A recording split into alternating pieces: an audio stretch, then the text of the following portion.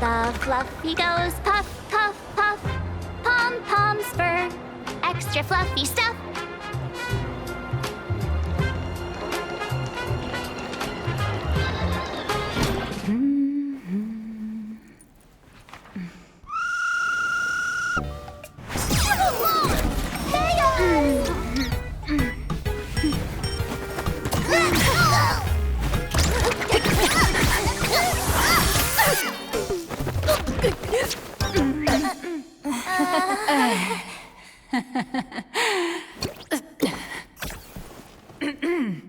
Please come in. Let me guess. Your next line is...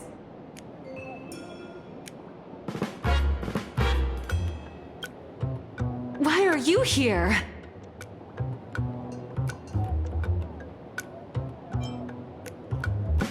What's the problem? I'm the magazine's founder, its president, and its editor-in-chief. It's only logical that I'd be sitting here. A million? President Nihilux has already been behind on behind on everyone's wages for months. If it weren't for the money, who'd risk her neck being a tabloid journalist, sneaking photos of the bigwigs on the Astral Express?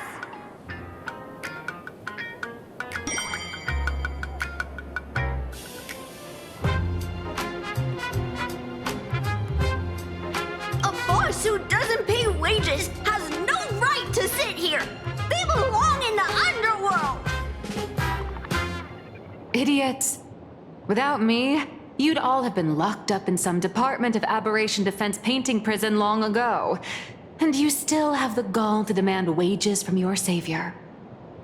Have you ever heard of the sensational serial thief case, Phantom Furbomorph? It happened in the year 1996 of the Arcadian calendar. I'm sorry. I was wrong. I shouldn't have talked back. I'm sorry for being born a Virgo. Beep boop. Even if you've got dirt on us, making us work for free is way too ridiculous. We've had enough. We've overthrown the boss. We've got a new president now. Please, stand up for us. Welcome, traveler. Furbo Hot Pot requires a reservation. Rumors are 10,000 credits apiece, and if you're looking to hire a hitman, just head right down the hall to the storeroom. Oh, or maybe... You came to meet the brilliant, charming, and universally adored blurry QR cult. Well then, truth be told, that person is actually...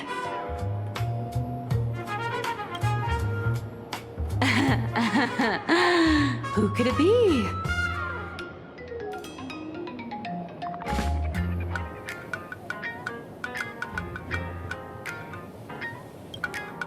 Once you rule out all the wrong answers, only one truth remains.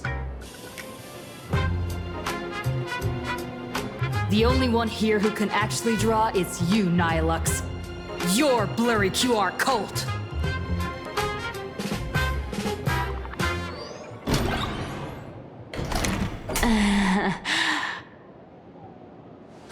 You saw right through me.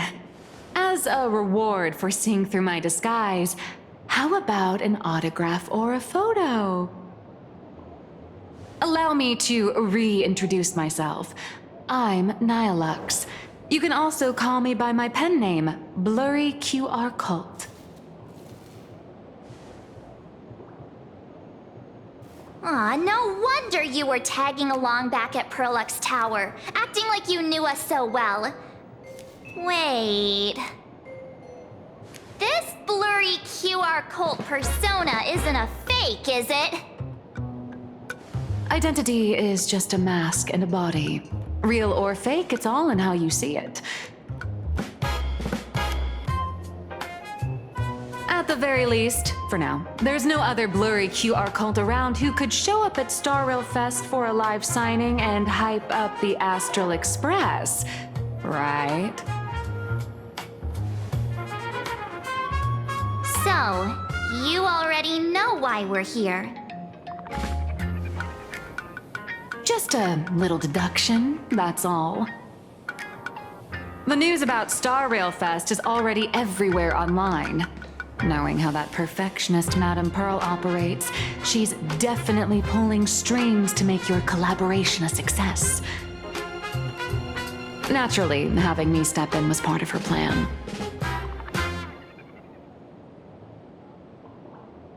If that's the case, will you... That said, I'll have to respectfully decline. Not to brag, but Fluffy Across the Blue is ridiculously popular in this world. If tickets weren't limited, the line would wrap around the planet twice and a half. That's not a signing event, but a public execution, right? Yeah, that does sound pretty horrifying.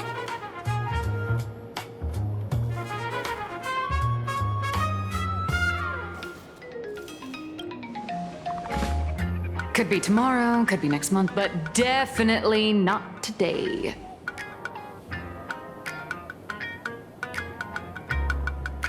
So tell me, Miss Nihilux, do you really have the right to refuse us? You've used the crew's likenesses and adventure experiences without permission. Surely you owe us some form of compensation. Why are we talking about this all of a sudden?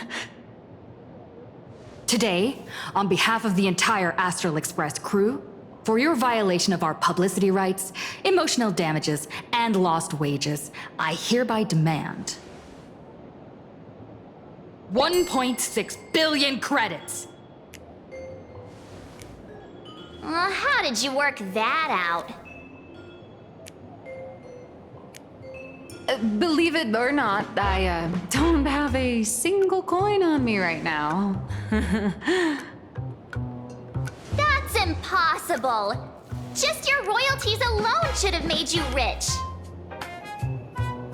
Due to, unknown circumstances, my luck with money hasn't been great. But I get what this is really about. You're not only after cash, are you? I'll show up at Star Rail Fest. Is that good enough for you? Then it's settled. Thank you, Colt. That said, I also hope the two of you, as the original inspirations, will take some time to familiarize yourselves with Fluffy Across the Blue before attending the exhibition, so you won't be caught off guard by fans' questions. Time to attend Miss Nilux's class. Please follow me.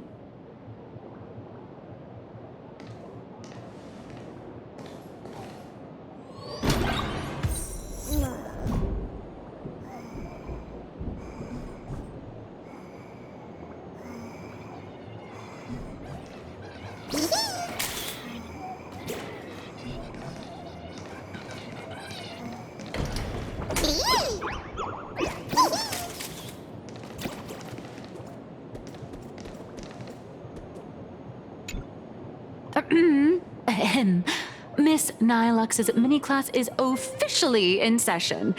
If you have any questions, feel free to ask at any time. Miss Colt, why did you pick the Astral Express as the theme for your comic? Well, I'm all about realism, but sadly, my previous works like Acheron's Godslay, Galaxy Ranger Saga, and dozens of others all got canceled. If you hadn't beaten Iron Tomb and boosted its popularity, this one would have been canceled too. Let's not ask sad questions, all right? Sorry. All right, pay attention.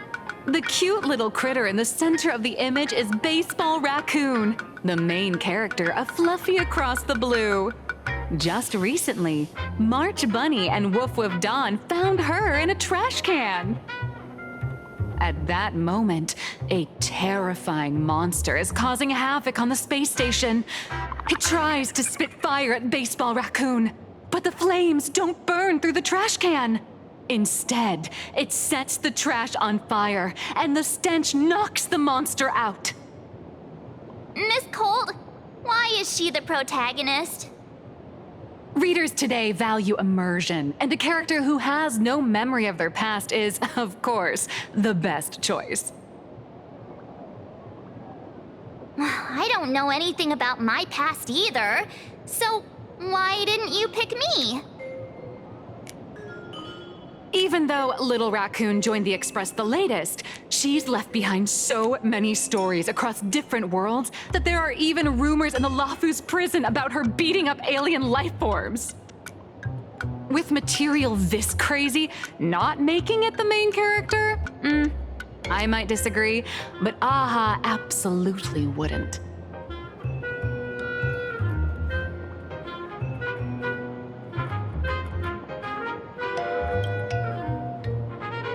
Stick to being the baseball raccoon, okay? I don't need special treatment. March, the Fluffy is just a comic. Outside of this, the author and the readers, every character in this world, aren't we all the protagonists of our own lives? That sounds so passionate, Miss Cold. I totally get it now. And so, the unruly baseball raccoon, the quiet woof woof Dawn, and the lively March Bunny formed a trio everyone loves. Actually, I have a question too.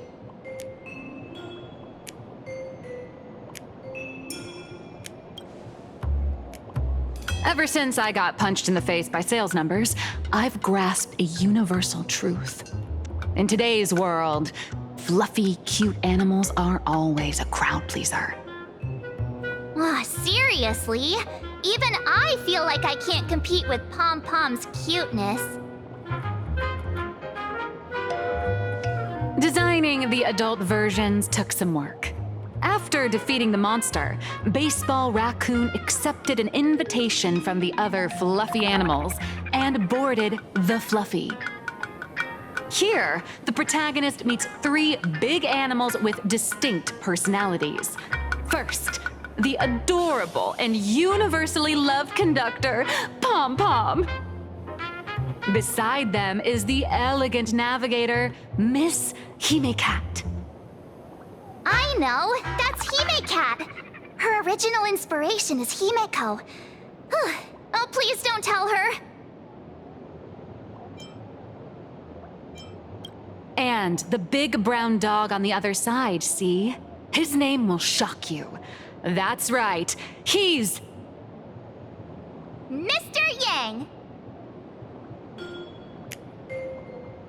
just Mr. Yang. Your taste in naming is indeed extraordinary. Anyway, the 6 fluffy little creatures boarded the Fluffy Express and set off on their journey. As for the plot, it's pretty much the same as what you've all experienced, just with a bit of artistic tweaking to suit Plain Arcadia's audience.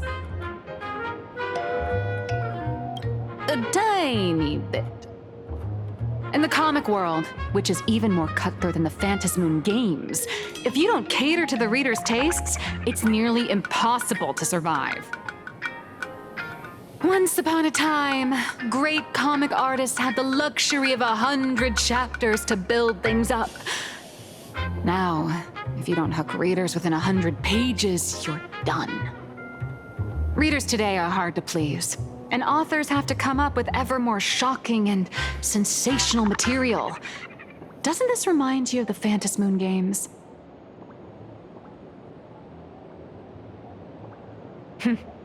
Looks like you're all familiar with the characters from the Fluffy.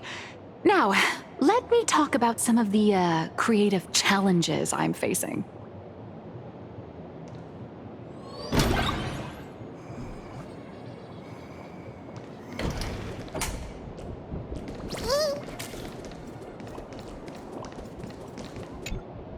So, what do you see on the Fluffy stands?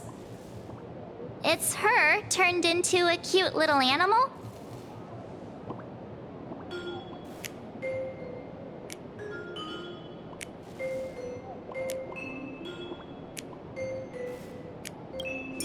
Yes, this is the character, and you're the inspiration behind her. But even for someone as interesting as you, there are many backstories that readers don't care about, don't want to know, or don't feel obliged to understand. A comic artist's job is to capture the most interesting parts and present them to the readers. The cute and clever one is March Bunny. The unruly but reliable one is Baseball Raccoon. This is what we call a concrete archetype paired with an abstract character. And the abstract side of a character will only be further simplified in the eyes of the readers. So, how do you think the readers across the universe view you, Nameless?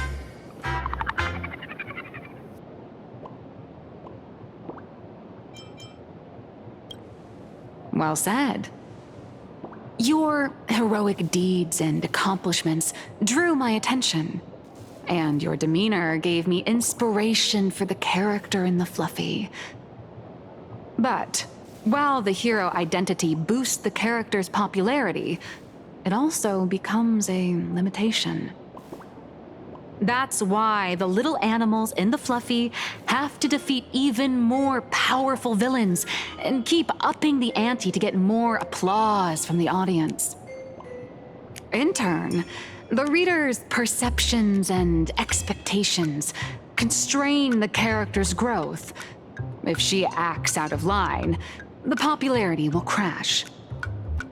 If she can't come up with new ideas or grow stronger, the audience will soon lose interest in the comic.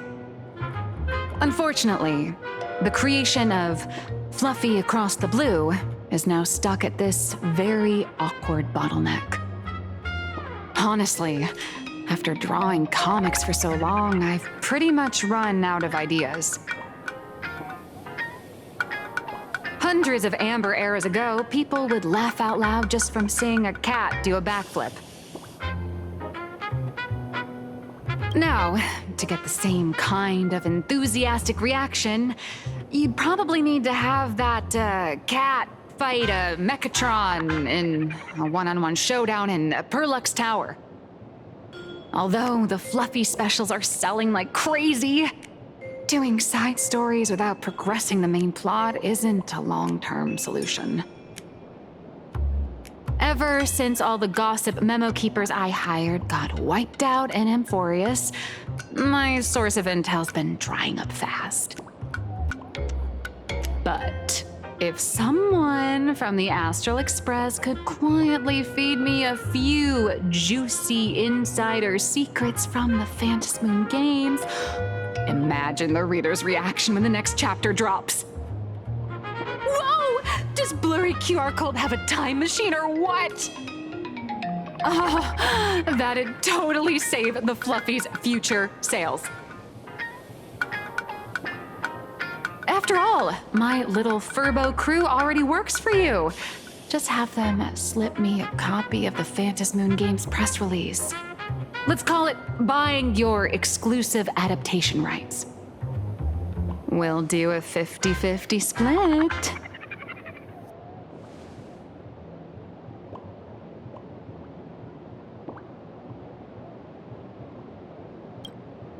I've already figured out how to spend the royalties. First, I'll buy Pom Pom 10 new outfits, then get Himeko a brand new coffee machine. And after that... All right, since we've got the profit split sorted, looks like my creative block won't last much longer. Just wait for my appearance at Star Rail Fest. Star Rail Fest, a grand event that gathers millions of eyes and an inordinate amount of wish power. And under all that attention, the dark forces coveting the Master of Elation's blessing are bound to surface. Heroes and devils dancing together in plain Arcadia. Tell me, is there a better source of inspiration than that? My hero, Don't let us down.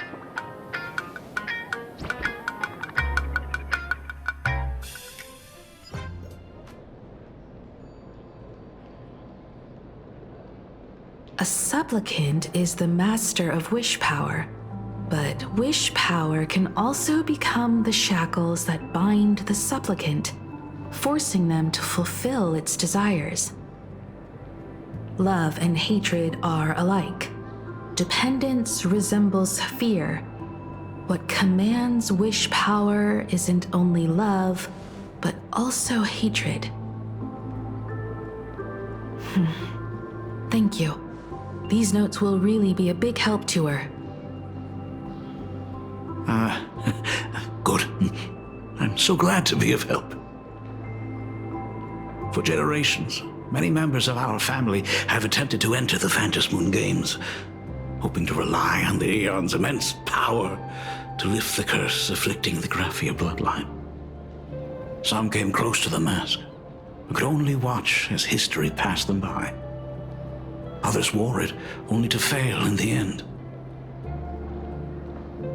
That was until 400 years ago, when your great-great-grandfather Hero won the Phantom Moon Games and successfully gained an audience with Aha.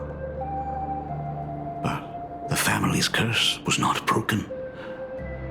In his notes he wrote, "Just as the god of destruction cannot cradle a bouquet, so too is the god of elation powerless against a curse. Such is the cycle of cause and effect."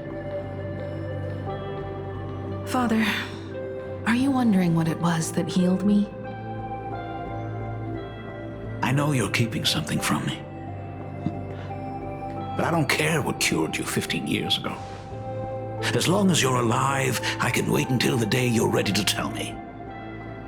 Still, as a father, there are things I must say, even if you don't want to hear them. As an artist, I'm fascinated by fleeting lives. How they struggle, they suffer, and in doing so, reveal a brilliance worthy of time's memory. But, as a father, I can't stand by and watch my daughter walk into tragedy. I bless you to be a hero, to welcome the same end as Akiviri. Those are words I could never speak. The road ahead is shrouded by uncertainty, and that's why someone must take the first step, to trailblaze a path others can follow.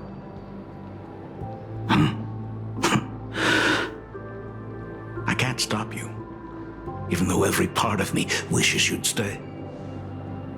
But this is your choice, my daughter's choice. All I can do is stand by you quietly and pray you'll come back safely. Do you still remember the bedtime story I used to tell? They say there was once a princess in the sky.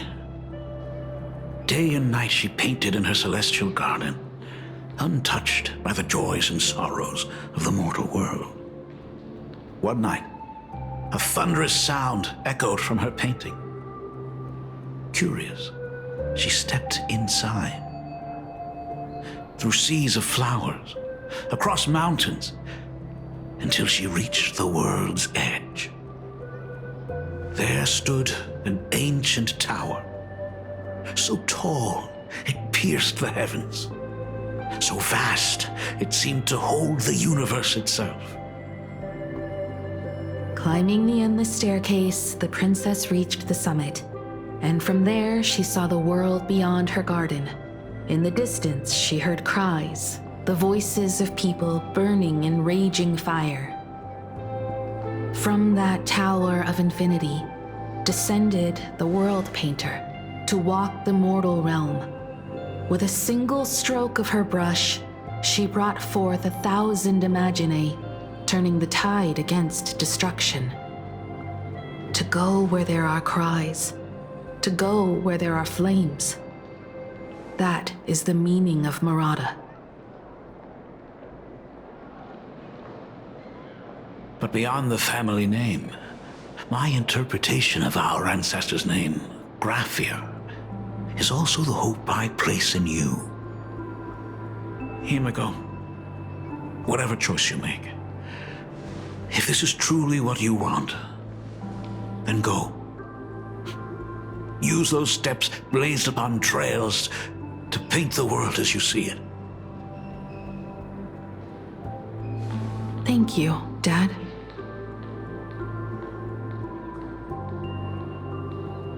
By the way, how's your health? You haven't picked up any bad habits like smoking or drinking while I was away, have you? As the Dean of Graphia Academy, I still have to set a good example for my students. It's just, my tendinitis keeps acting up. My herniated disc is getting worse. Himeko, how long will you be staying? At least until the lunar cycle shifts. I'll stay here in plain Arcadia until then. I see. If only the Phantom Moon could stay full forever. Himeko, safe travels on the trails ahead.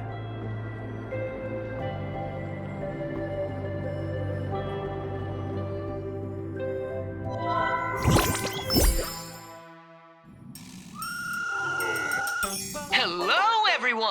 Welcome to Full Wish TV's special news segment, Arcadian Morning Report. I'm your host, Goofy. Hi, everyone! I'm your host, Snowy!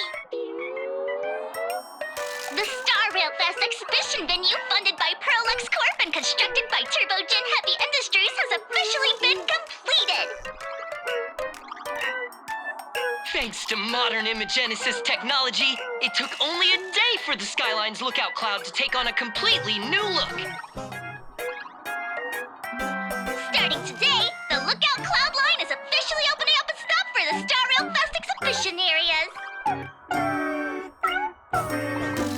The exhibition areas opening on day one include the Bellavog area, Sianjolafu area, and Penacony area, showcasing the legendary adventures of the Astral Express. The Enforius area, which is currently under construction, will open in due course. For this event, Pearlux cordially invites several crew members of the Astral Express to visit and be interviewed, including the Trailblazer, who recently joined the Phantom Moon Games as a supplicant. That is certainly something to look forward to. I heard Pearlux has also invited Blurry QR Cult, the author of Fluffy Across the Blue, for a signing session. It'll be the first time the author reveals their true face in public. An exhibition to gather wish power. Now that's an interesting scheme. Leave it to Pearl to come up with such a bizarre idea. Pearlux excels at creating dreams for both children and adults. And the Astral Express is exactly the kind of otherworldly dream that fascinates the people of this world. Sometimes I wonder if Jade invited us here with the intention of giving her colleagues a winning edge in the Phantom Moon Games. For Pearl, this Ionic game is probably also a good opportunity to observe and study the way we operate. Though, compared to our usual opponents, this Intellitron executive is a surprisingly rational decision maker. Her proposal for cooperation seems more trustworthy than most. It's not rationality that concerns me. It's the irrational factors. Exactly. News of the Dovebrook bloodbath has already blown up online. The Department of Aberration Defense tried to clamp down on the rumors, but plenty of people are still linking it to the Herald of Death from 15 years ago. With such a large crowd gathering there, this exhibition could very well become a target for the new Herald of Death. Pearl must have contingency plans for situations like this, right?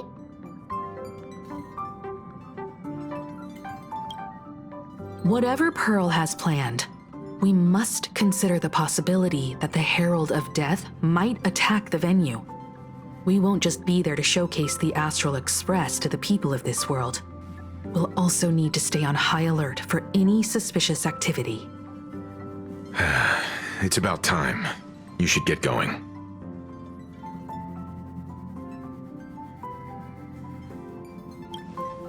Someone's got to stay behind on the express to keep the conductor company and be ready for any emergencies that pop up. You guys have fun out there, but stay safe. Contact me right away if anything comes up. They're both out on a mission with General Yao Guang. Dan Heng is tracking Blade's whereabouts, while Sunday is working with Miss Ting Yun. Both of them are tied up. Looks like they won't be able to make it to the exhibition this time. Looks like the heavy burden of documenting our travels falls on yours truly once again. I'll make sure to snap tons of pics so I can tell you guys all about the exhibition when we get back. Star Rail Fest, here we come! Station! All remains as it did yesterday.